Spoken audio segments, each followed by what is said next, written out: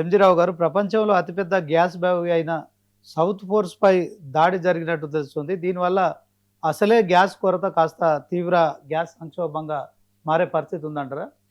Yes అండి. ఇప్పుడు ఈ ఈ యుద్ధంలో ఏంటంటే, ఈ ఇజ్రాయెలు ఇరాన్‌లోని సౌత్ పార్స్ అనే ఒక వరల్డ్స్ లార్జెస్ట్ గ్యాస్ ఫీల్డ్ అనమాట. అంటే అతిపెద్ద గ్యాస్ మైన్ అనమాట అది.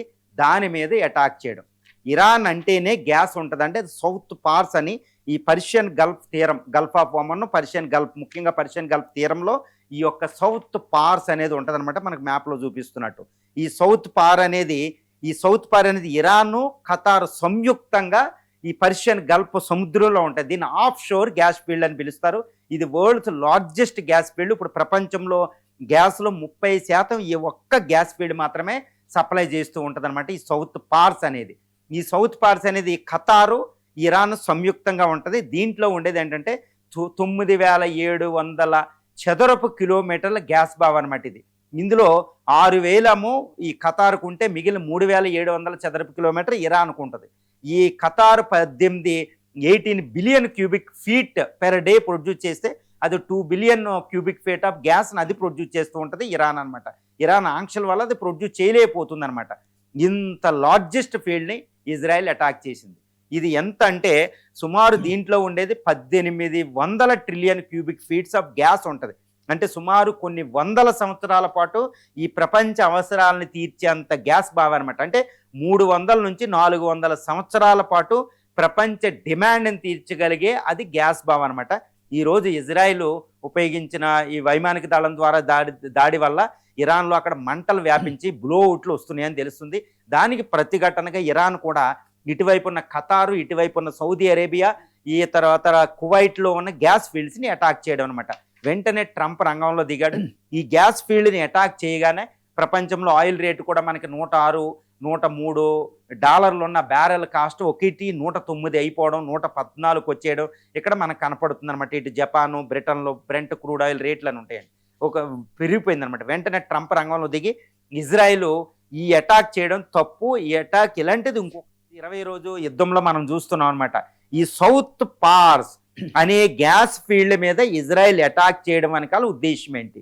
ఇది ఏంటి అంటే ఇజ్రాయెల్ ఒకటే, యునైటెడ్ స్టేట్స్ ఆఫ్ అమెరికా ఏంటంటే గ్యాస్ని దాడి చేయకూడదు, పెట్రోలియం రీసోర్స్ని అటాక్ చేయకూడదు, ఎందుకంటే రేటు పెరగకూడదని యుఎస్ అనుకుంటుంది. యుఎస్ అనేది ఎంతసేపు రిజైమ్ చేంజ్ అవ్వాలి, ఆర్ పూజ స్ట్రైట్ ఓపెన్ అవ్వాలి. కానీ ఇజ్రాయెల్ ఉద్దేశం ఏంటంటే ఒకవేళ యుద్ధం ఆగిపోయినా ఇరాన్లో గ్యాస్, ఆయిల్ అనేది ఇంకా ఉండకుండా చేయాలి, అది డెవలప్ చేయని విధంగా నాశనం చేయాలనేది ఇక్కడ కనపడుతుంది. అంటే ఏంటి, ఇజ్రాయెల్ ప్రపంచంలో గ్యాస్ సప్లై ఏమైంది, దాని రేట్ ఎలా పెరిగింది, ఆ తర్వాత ఆయిల్ రేట్ ఎలా పెరిగిపోతుందో దానికి అనవసరం. దాని ఇజ్రాయెల్ యొక్క ముఖ్య ఉద్దేశం ఏంటంటే ఇరాన్ని నాశనం అవ్వాలి. ఈ వెస్ట్ ఏషియాలో ఇజ్రాయెల్ని ఛాలెంజ్ చేసే విధంగా ఇరాన్ ఉండకూడదు, అది ఇంకెప్పుడు సూపర్ పవర్గా ఆ ప్రాంతంలో ఉండకూడదు, దాని యొక్క గ్యాస్ అయ్యి డెవలప్ చేయని విధంగా నాశనం అయిపోవాలనే లక్ష్యంతో ఇజ్రాయెల్ వెళుతుందనమాట.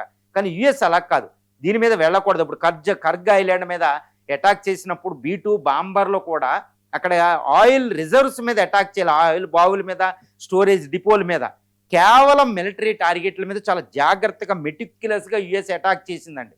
కాబట్టి యుఎస్ ఉద్దేశం ఇక్కడ చాలా మంచిగా ఉంది, యుద్ధమయం అని ఉంది. కానీ ఇజ్రాయెల్ ఉద్దేశం అస్సలు బాగాలేదు. ఇది వెంటనే ఖతార్ కూడా ఆగ్రహం వ్యక్తం చేసిందంటే ఇరాన్ కాదండి, ఖతార్ కూడా వ్యక్తం చేసిందంటే మిగిలిన ప్రపంచ దేశాలు కూడా ఇది చాలా పెద్ద తీవ్రమైన యుద్ధంగా అవ్వబోతుంది.